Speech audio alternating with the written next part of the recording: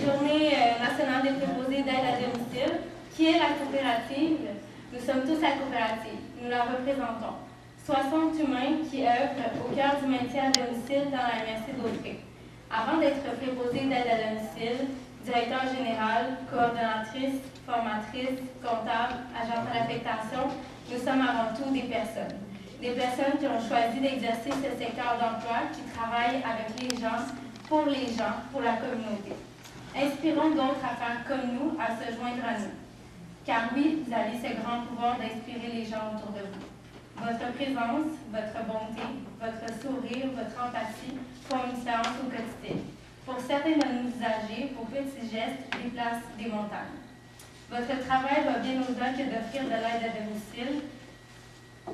J'ai perdu ma phrase. Vous assurez une présence réconfortante, vous brisez l'isolement, vous contribuez à la dignité de nos usagers. Grâce à vous, ils ont le bonheur de pouvoir rester à la maison le plus longtemps possible. Continuons d'offrir à nos aînés et aux personnes en perte d'autonomie des services et des soins humains. Félicitations pour votre travail. Vous méritez une avalanche d'applaudissements.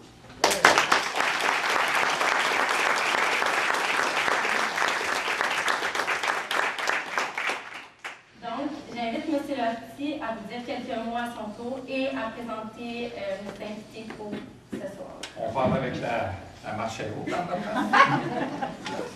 Félicitations pour ton discours. Merci d'être là. Merci d'être là, pas seulement ce soir. Merci d'être là tous les jours pour aider les gens de la population de la MRC d'Autrey. Sans vous, leur vie serait pas mal plus difficile. Vous le savez, vous les connaissez encore plus que moi. Moi, je connais des noms dans un ordinateur. Vous les rencontrez à tous les jours. Tous les jours, vous avez contact avec quelqu'un qui peut être seul dans la vie. Vous avez des gens entourés de toutes sortes de besoins. Puis, bravo pour ce que vous accomplissez. Je vais prendre ce moment-là pour vous présenter les gens qui sont ici ce soir. Malheureusement, on n'a pas été en mesure d'avoir des députés parce qu'on siège à l'Assemblée nationale ou on siège au Parlement d'Ottawa en semaine. Fait que ils ont à travailler pour l'ensemble de la population, mais au moins, il y a eu des représentants. On a pour Mme Ruth Hélène Brosseau, on avait M. Maxime Perrault qui a dû nous quitter. Il y avait une autre... Il y avait une autre occupation, il devait se présenter à une autre activité ce soir. Pour Mme Caroline Proulx, on a M. Michel Hubert. Bonjour.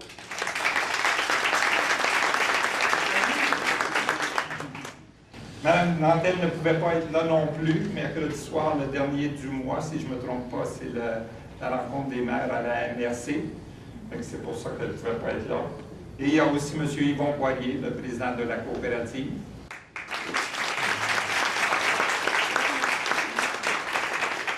Que j'inviterai à venir faire un mot. Hier, je visitais mon frère à l'hôpital du Gaulle-Richelieu. Excusez si j'étais un petit peu sensible.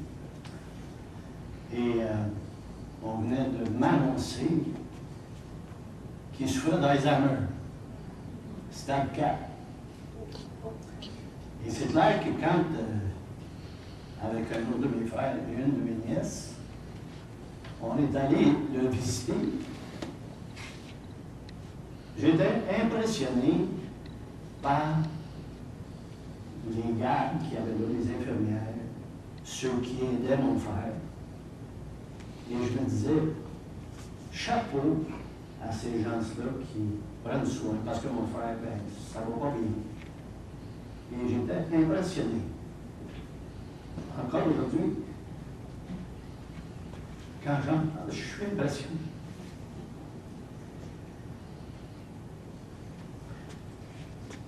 Mais quand je vous regarde et que je vous vois rentrer à la couronne, après que vous êtes allé rendre service, distribuer, j'appellerais ça distribuer du bonheur à tous ceux qui ont besoin, qu'on lave un petit peu leur appartement, qu'on leur prépare un repas, qu'on les aide à la vie quotidienne. Je peux vous dire que je suis émotionné. Parce que je rentre dans la catégorie de ceux qui ont besoin. 75 000 mines, ça commence à être un char occasionnel, là. Un char d'occasion, c'est pas un char de luxe. Alors, je peux vous dire que je vous admire. Et vous méritez qu'on vous dise aujourd'hui que vous impressionnez. Je vais en parler pour moi. Vous m'impressionnez. Parce que, avant d'entreprendre, supposons ce que mon frère vit, vous m'excuserez, ça m'a tellement. Écoute, mon frère c'est un champion, premier de classe, prof de radar dans les forces armées, puis là, il est réduit à peine de contrôle. Ça m'a déboussolé, c'est le plus vieux de la famille. Ah, mais quand je vous vois, vous autres aussi, quand vous aidez des gars comme moi, des femmes comme moi, rendus à un certain âge où ça me tente moins de faire le ménage, ou bien de se faire à manger, ou bien qu'on était un petit peu incompétent dans la vie quotidienne, bien, je peux vous dire qu'aujourd'hui, on se réunit pas pour rien. On se réunit pour vous dire merci. Chapeau. Vous le méritez.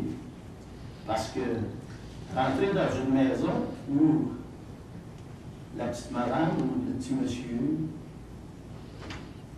je regardais Daniel Hébert qui est rentré une fois à Coop, a dit j'ai changé de monsieur 5 fois.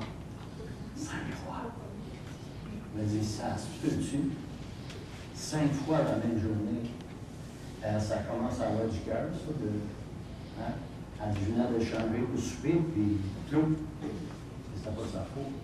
Et ça prend du cœur pour faire ça. Et dans la province de Québec, vous êtes 8500 à rendre service dans 100 coop de soins à domicile. Vous êtes nombreux, puis vous êtes, j'appellerais ça, une catégorie qu'on ne louange pas assez. C'est bien beau les joueurs de baseball, les joueurs de football, les joueurs de hockey avec des millions par année, mais à côté de ce que vous faites, dans ma tête à moi, c'est pas nécessairement vous. J'en parle pas tous les soirs de ce gang-là, mais vous autres, je vous dis honnêtement que ça ne me gêne pas de parler de vous. Et peut-être d'aider un petit peu à la mesure de vos talents pour vous assurer un milieu de travail intéressant. Vous secondez. Alors, je vous dis d'avance que 60 préposés à la cohorte de quartier qui donnent 55 000 heures, avez-vous calculé ça? 55 000 heures par année que vous donnez, au-dessus de 4 000 heures par mois, 1200 heures par semaine, 175 heures par jour que vous donnez de service au monde de la MRC ici. C'est des chiffres, moi, qui me font tomber à terre. En passant, Denise Belleville me fait parvenir un bel article qui est apparu dans l'Action qui parle de vous. Ça vaut la peine, si vous avez la chance de le lire, lisez ça parce que c'est un article de M. Pierre Bellemare, c'est un article louangeur, c'est formidable. Et dans une quinzaine de jours, je ne sais pas si vous connaissez, l'abbé Bourgeois, curé de Bourgeois de Saint-Hubert. On allait à une petite cérémonie, puis il nous a conté une fête. C'est véridique en passant. D'habitude, il compte des histoires qui nous fait rire. Mais ce fois-là, il dit c'est véridique. 2 jumeaux qui arrivent au monde. Un fort, solide, l'autre tout le temps malade. Quasiment proche de mourir. Et la mère a fait un geste que vous faites souvent chez les gens où vous aidez. Vous donnez beaucoup d'amour. Vous savez ce qu'elle a fait quand le petit jumeau qui est en train de mourir, elle l'a couché à côté de son petit frère qui était fort. C'est véridique ce que je vous compte là, c'est pas un mensonge. Elle a pris celui qui était plus fort, puis elle a mis son bras autour du cou. Il entourait son petit frère, puis il dormait avec. Le petit frère qui était en train de mourir, il est revenu à la vie. Autrement dit, ce que vous faites, vous autres, vous entourez les personnes que vous soignez. à qui vous faites à manger. Vous l'entourez vous l'entourez par le cou, vous lui donnez beaucoup d'amour et ça lui donne le goût de vivre. Moi, ça m'a emballé cette histoire-là et je trouve que ça représente ce que vous faites dans les maisons. Et alors que je vois pas de vous autres dans le village certains, et vous le méritez. Vous ne l'avez pas volé. Alors, chapeau. Moi, je vais m'arrêter là parce que...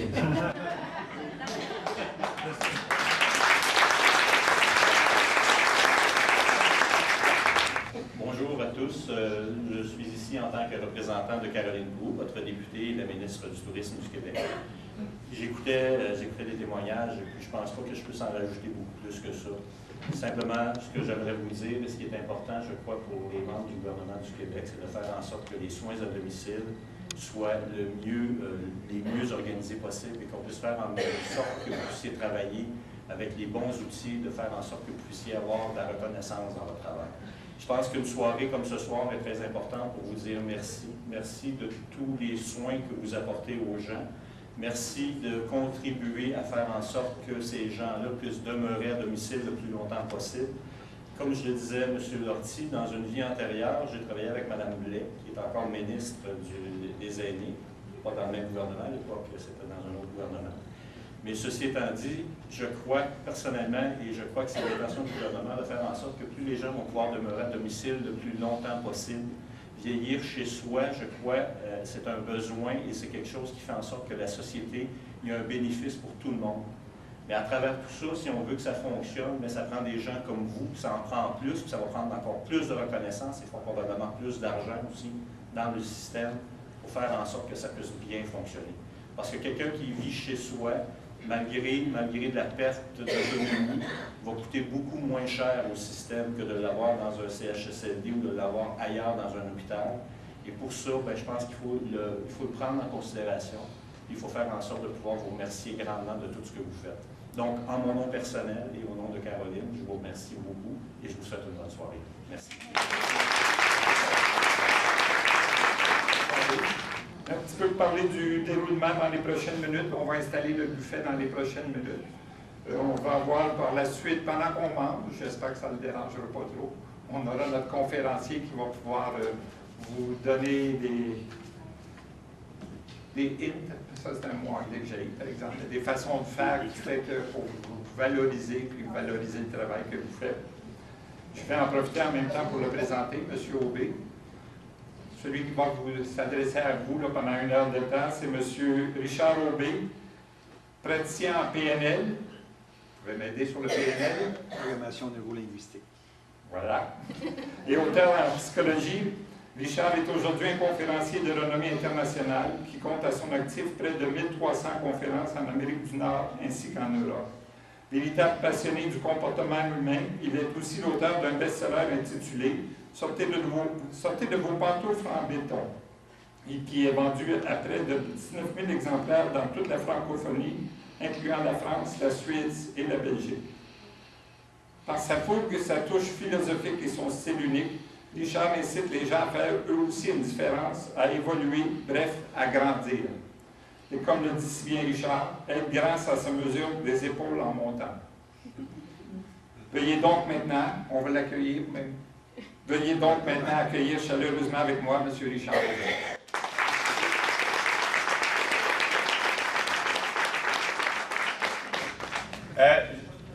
Sérieusement, je sais que j'aurais pas dû vous demander si vous êtes excité. C'est la première fois que j'ai fait une conférence en France, là. J'ai compris qu'il ne faut pas dire ça. Si vous allez en France, dites pas ça. Non, parce que, juste pour vous dire, moi je suis arrivé sur scène, j'ai commencé en disant « Salut les cousins, je suis excité d'être ici. » Puis la première chose que j'ai entendue, c'est « Ah, con! » Là, moi, j'étais convaincu que c'est parce que j'avais dit les cousins. J'ai dit peut-être qu'ils n'aiment pas ça, peut-être que je ne ressemble pas aux cousins qu'ils aimeraient avoir. Là. Puis il me posait plein de questions, mais imaginez, là, ça a pris 1 demi-heure avant que j'aie une première réaction. Fait que tout ce temps-là, ils jugent. Puis là, toutes les conneries qu'ils disent, là, c'est parce que nous, sur scène, on entend tout. Là. On entend même vos flatulences. Les gens, ils ne réalisent pas ça. Bon, Saint-Denis, les lumières sont fermées. Ah, ouais, hey, Maurice, j'ai mangé trop de brocoli. Mais c'est parce qu'on entend ça. mais là, vous savez, vous allez avoir une petite retenue. Mais c'est pas grave, c'est ça qui donne du piquant à nos événements. Mais ça pour vous dire que c'est seulement à la fin, quand je suis sorti de scène, après 1h15, que là, le monsieur qui m'a engagé, il dit, Monsieur Aubé, il dit, quelle vulgarité! Je dis, quelle vulgarité! Il dit, c'est quoi ça, là, d'exciter, là, comme ça, là? Il dit, comme ça, là, sans prévenir. Je dis, oui, mais sans prévenir, quand tu t'excites, t'as pas le temps de prévenir. Mais j'ai dit, écoutez, j'étais tellement énervé d'être ici. Mais il dit, mais voyons, il dit, pourquoi vous n'avez pas simplement dit, là, que vous étiez emballé, là? Mais oui, il dit ça. Fait que finalement, là, j'ai compris. Fait que là, je vais vous poser la question. Et vous, est-ce que vous êtes emballé d'être ici? En tout cas, moi, je suis plus emballé que tous vous autres. C'est ça, j'ai dit à M. Lortie, puis je vais vous dire pourquoi je suis emballé de même. Parce qu'aujourd'hui, c'est moi à votre cadeau. Ben, grâce aux Français, j'ai un punchline pour commencer. C'est génial. Ouais, pas la toune. Même la toune de fin. Mais ça pour vous dire que on a un gros point commun en plus de l'excitation. C'est que, voyez-vous, dans mon ancienne vie, il y a plusieurs années, j'étais porte-parole pour les aînés dans les résidences, les gens en perte d'autonomie lourde, dans les CHSLD. Et puis là, je me promenais d'un CHSLD à l'autre. Et puis j'allais donner des conférences gratuitement pour ces personnes-là. Puis la fondation pour qui je le faisais s'appelait la Belle Aide. Là, aujourd'hui, c'est fusionné avec la Cité de la Santé, c'est rendu une grosse machine. Mais à l'époque, c'était tout petit. Puis les gens qui s'occupaient de la Belle Aide, c'était des gens comme vous, qui avaient décidé de faire une différence dans leur collectivité. Puis le concept était extraordinaire. Ils allaient dans toutes les personnes en perte d'autonomie lourde. Ils leur faisaient une fois par mois une fête avec des musiciens, des chanteurs, tout ça. Puis ceux qui étaient incapables de sortir de leur chambre, bien, les musiciens allaient dans les chambres. Moi, j'ai adoré ça. Puis tout l'argent qu'on ramassait, c'était uniquement pour ça. Pour leur faire un petit moment de grand bonheur, une fois par mois. J'ai adoré ça. J'ai été là pendant 4 ans. Et la première année, quand j'ai commencé à faire la tournée des CHSLD, j'ai rencontré cette femme sexy, Pauline Gélina. Cette femme-là, à l'époque, était encore une jeunesse, 94 ans. Okay? Et là, c'est fou parce que quand je l'ai rencontrée, c'était justement dans le temps des fêtes, quand je t'allais donner une conférence là. Puis j'ai dit, bien, écoutez, je vous souhaite la santé, Mme Gélina. Puis elle me dit, toi, mon grand, je te souhaite la santé, mais je te souhaite surtout d'être bien entouré. Sur le coup, je n'ai pas compris. Puis elle me l'a répété à chaque fois que j'allais la voir. Puis elle m'a dit, oublie pas, mon grand garçon. Elle dit, tu sais, quand tu vas être rendu comme moi, là, à 94 ans, en perte d'autonomie lourde, avec une couche, là, dans une chaise roulante, là. Elle dit, moi, là, elle dit, j'étais médecin à l'époque. Ça fait 30 ans qu'elle a arrêté, là, puis elle dit, sais-tu quoi? Elle dit, l'infirmière qui change ma couche, là. Elle dit que j'ai été médecin, là, puis que je restais à Outre-Monde à ne rien à cirer. La seule chose qui va l'impressionner, c'est ici à voir que j'ai plus que 5 visites par année. Elle dit, sais-tu quoi? Elle dit, moi, j'ai toujours pris soin de mes relations. Parce que c'est tout ce qui te reste dans la vie, tes relations puis tes souvenirs. Fait qu'elle dit, mon grand, elle dit, je comprends que toi, tu as une carrière, puis que tu aimes ça, faire plein d'affaires, mais je te le dis, là, ton auto, ta maison, le chalet, le skido, tout ce que tu as en trip, là, tout ça, là, ça sert à rien quand tu es rendu à mon âge. Elle dit, moi, tout ce qui me reste, c'est les photos, c'est les murs, puis mon linge dans le garde-robe. C'est ça, mes possessions matérielles. Mais mes relations, ça vaut plus cher que tout ce que j'ai pu avoir dans ma vie. Fait qu'elle dit, fais-moi plaisir, mon grand. Elle dit, prends soin de tes relations. T'sais, si ces gens-là, tu les aimes, là, ben prends-en donc soin. Puis arrête de dire, j'ai pas le temps. Parce que moi, je me souviens, au début, elle me disait, viens me voir une fois de temps en temps. Puis je disais tout à Pauline, je vous aime bien, là, mais j'ai pas le temps. Puis un jour, elle me dit, écoute, mon grand, elle dit, le temps, c'est pas quelque chose qu'on a. C'est quelque chose qu'on prend. Puis elle dit, je peux te dire qu'un jour, tu vas comprendre qu'on prend le temps quand c'est important. Puis elle a changé ma vie, cette femme-là. Puis ce qui est génial, c'est que je l'ai côtoyée pendant 4 ans. J'étais convaincu qu'elle se rendait à 100 ans. Puis malheureusement, à un moment donné, elle m'a appelé, Puis elle dit, mon grand, elle dit, ça va pas du tout aujourd'hui. Puis là, moi, je la remontais tout le temps. Là, je disais, ouais, c'est pas grave, Pauline, vous êtes tous à garantie, là, vous êtes encore bonne pour aller sur TGG. Puis ça. Puis là, elle dit, non, là, elle riait pas. C'est la première fois qu'elle riait pas. Puis elle dit, non, elle dit, mon corps me lâche. Puis elle dit, sais-tu quoi? Elle dit, je suis tannée. Elle dit, je pense que je vais passer de l'autre côté. Puis là, je peux vous dire, j'ai pas dit, j'ai pas le temps, puis je suis occupé. Je suis descendu là à 9h30 le soir. Puis j'ai été là jusqu'à son dernier souffle. Puis c'est génial parce que c'était une pure étrangère. Là, on s'entend, là. J'envoie des milliers de personnes à chaque année dans mes conférences, dans mes coachings, dans mes 5 à 7. J'envoie du monde en année. Mais elle m'a percé direct au cœur. Je vous dis, c'était... Ma femme ne comprenait pas au début, parce que j'allais la voir souvent. Elle m'a dit, oui, mais c'est même pas ta famille. Mais moi, ma mère est décédée à 49 ans, mon père 60, donc j'ai pas connu mes grands-parents. Fait qu'on s'entend que j'ai pas connu ça, prendre soin de quelqu'un qui était en perte d'autonomie. Mais elle, là, elle m'a fait comprendre que donner, c'est recevoir. Puis j'ai tellement aimé apprendre d'elle, parce que toutes ces connaissances, là, tu ne vas pas chercher ça chez Club Price. Là.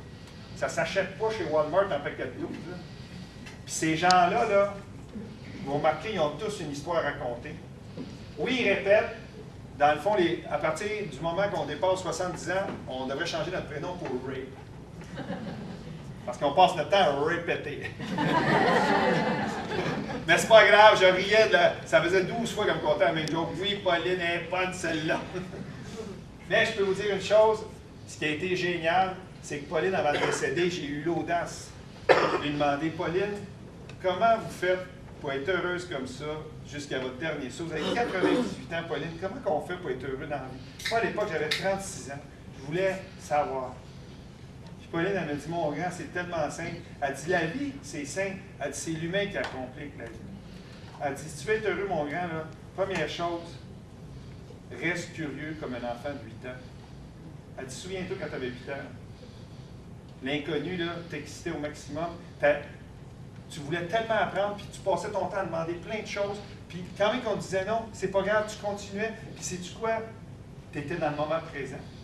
Fait qu'en plus d'être curieux, tu avais de la candeur. Tu étais capable d'être ici, maintenant. Tu ne commençais pas à penser à ton hypothèque, assis à ça, puis qu'est-ce qu'on va faire une semaine? Où c'est qu'on va en vacances cet été? Non, elle dit, t'en oubliais d'aller aux toilettes, t'en oubliais de manger. Tu jouais, puis tu étais bien ici, maintenant. Elle dit, perds jamais ça, mon grand garçon. Émerveille-toi comme moi, puis essaie à tous les jours d'apprendre quelque chose. Parce qu'une journée que tu n'as pas appris, une journée que tu n'as pas ri, puis une journée que tu n'as pas été capable de faire la différence dans la vie de quelqu'un, mais je suis désolé, mon grand, cette journée-là, elle est scrap. Cette journée-là, elle n'a servi à rien. Puis sais-tu quoi? Elle ne reviendra plus. Puis je vous le dis, là, elle est décédée, ça fait plusieurs années, puis Pauline est avec moi tous les jours. Je trouve ça extraordinaire, puis ça aussi, j'ai compris ça. J'en parle dans toutes les conférences de Pauline. Puis elle n'est pas décédée, hein? Elle est juste passée de l'autre côté. Parce que le jour qu'on décède vraiment, c'est quand on disparaît dans le cœur des gens, dans le souvenir des gens. C'est là qu'on meurt vraiment. Mais elle, là, d'après moi, même mes petits-enfants vont parler d'elle, ne l'auront pas connue. Mais c'est pour vous dire encore là, moi, ce que je nous souhaite, c'est d'être éternel. Éternel dans le sens que, de génération en génération, tout le bien que vous avez fait autour de vous, là, moi, je suis la preuve vivante là, que donner, c'est recevoir. Puis l'abondance, ça se partage. Parce que sinon, je suis le plus chanceux sur la terre. Parce que je fais la plus belle vie que j'aurais jamais pu souhaiter. Puis à l'inverse, à 16 ans, elle m'aurait demandé, t'en penses quoi de ta vie? Je voulais juste arrêter de souffrir. Parce que moi, j'ai été élevé sur l'aide sociale. Père et mère avec des problèmes de consommation, puis un père violent. À 16 ans, c'est pas compliqué, je me suis sauvé dans la fenêtre de ma chambre. Jamais revenu. Puis tout le monde me dit, pauvre toi, il ne faut pas grand-chose dans la vie. Je peux vous dire qu'aujourd'hui, là, je suis assez fier, merci, là, de ce que je suis devenu. Puis c'est pas ce que j'ai accompli qui me rend fier. C'est l'homme que je suis devenu. Puis ma plus grande fierté, c'est papa. C'est ce que j'ai mieux réussi dans la vie. Les deux beaux garçons, de 22 et 24 ans. Puis c'est capoté parce que le truc a été simple. J'ai changé d'environnement. Je me suis donné une chance.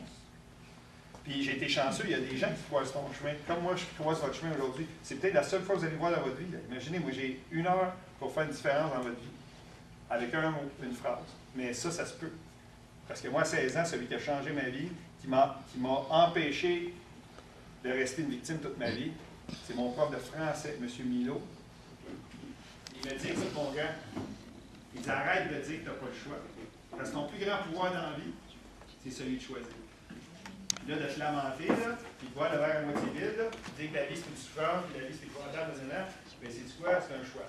Il est inconscient, mais maintenant que je te l'ai dit, là, il va être conscient. Mais je te le dis, c'est toi qui décides. Tu subis ta vie ou tu l'optimises. Je peux vous dire que j'ai fait de quoi avec ça par rapport. Ouais, c'est ça. Mais ça pour vous dire, c'est extraordinaire parce que, tu sais, je regarde aujourd'hui, c'est le fun parce que dans tous les gens qu'on rencontre, je vous le dis, là, on a tous l'opportunité d'apprendre de quelqu'un. Okay? Dites-moi une chose, quelqu'un qui rentre dans ta bulle de 3 pieds, là, je ne vous dis pas les milliers de personnes que vous allez rencontrer dans votre vie, mais les gens qui viennent vous chercher émotionnellement, tu sais, ça fait comme un petit oups, tu dis, oh, qu'est-ce qui se passe? Soit qu'il me dérange ou bien non, il m'arrange. Mais quelqu'un qui vient vous chercher sur le plan émotionnel, je vous le dis, c'est biochimique, c'est neurolinguistique, il y a quelque chose à aller chercher de ça. D'ailleurs, je fais une petite parenthèse. Il y a des gens autour de vous, ici, parce que je m'allais vous côtoyer une fois de temps en temps, en tout cas au moins une fois par année quand ils font un gros party. Mais je suis sûr, regardez, on prend l'exemple de ce soir. Vous avez jasé tantôt, vous avez fait des jeux dans le corridor, je vous ai regardé aller, j'ai tout modélisé. Vous venez me voir, j'ai des profils à 20$. Non, c'est pas vrai. Mais avez-vous remarqué que dans des événements comme ça, il y a une personne à un moment donné dans la soirée, tu fais comme, oh my God, je l'aime tomber, cette personne, je l'admire. Elle a quelque chose, j'aimerais essayer de connaître. Je vous le dis tout de suite. Arrêtez de me connaître. Je vous le dis tout de suite, la personne que vous regardez qui vient vous chercher comme ça, Caroline, donc une belle personne, j'aimerais essayer comme ça, mais c'est parce que c'est vous, mais différemment. Tu ne peux pas vibrer sur quelque chose que tu n'as pas dedans de toi. Ce que vous admirez chez l'autre, c'est quelque chose que vous possédez à l'intérieur de vous, mais vous ne l'avez pas développé comme cette personne-là. Pourquoi? Bien, vous n'avez pas eu la même instruction, la même éducation, la même enfance, les mêmes parents, la même génétique. Mais on s'entend, tu ne peux pas vibrer quand ça n'a pas tout rapport avec ce que tu es. Puis à l'inverse, quand quelqu'un te tape ses nerfs solide, puis tu ne connais pas plus, il y a quelque chose à travailler, il y a quelque chose que tu ne t'es pas pardonné ou que tu n'as pas pardonné à quelqu'un d'autre qui était de même, mais je vous dis, il y a du travail à faire. Puis ceux qui vous font ni chaud ni froid, mais c'est pas grave, faites juste leur dire, ah oui, ah bon, puis leur dire, excuse-moi, j'ai des patates dans cette chose. Puis à la job aussi, parce que moi, je peux vous dire, j'en ai connu beaucoup. À la job, il arrive à la maison, là, sa femme me dit, Capet, oui, Milo. Elle est à la job, il y a tout le monde a peur dans ma route. L'air climatisé, il est chez. Moi, je vous dis, à partir de maintenant, les dominants, vous allez rire de ça. Oui, c'est le Capet. On a 4 grands comportements en société, OK? Mais il leur a donné des couleurs, que ce soit facile à retenir, puis je vous dis, là, quand vous allez partir d'ici tantôt, regardez comment vous allez être excité. Tout le détail. Quoi faire, quoi pas faire avec les PDF. Et bien en plus, vous allez pouvoir passer un test. Puis, vous savez quoi? Faites-le passer aussi à votre conjoint. Là, lui, il ne saura pas ce que j'ai dit dans la conférence. Puis vous allez faire, oh, intéressant. Puis vous dites, de quoi tu parles? Oh, putain, de quoi je veux? Puis après ça, vous allez faire comme Lesnar. Ben, c'est pas rapide, tu es un sanglier. Tu es un sanglier. Tu le tapes. Mais tu ne dépasses pas. Alors, c'est pas compliqué. Tout dépendamment de votre personnalité intrinsèque, OK? Bien, il y a une de ces couleurs-là qui va être votre dominante, parce qu'elle est directement en lien avec votre personnalité. Puis il y en a une deuxième, qui va être, dans le fond, la dominante, c'est votre moi public. Puis la deuxième, ça va être plus votre moi intime. Parce qu'on s'entend, quand je sors de chez nous, j'arrive dans un centre d'achat, même quand je viens ici, là, je me rentre la bédaine, tu sais, j'essaie de donner une image correcte, là. Mais je vous ai pas dit quand j'arrive chez nous, là, je suis en bobette. Non. Mais tu sais, chez vous, tu es entouré de plein de monde qui sont venus du bord du côté, ils en ont rien à cirer. Fait que, on dirait qu'on a moins de grain. Mais surtout, c'est que dans le fond, on est plus authentique souvent à la maison.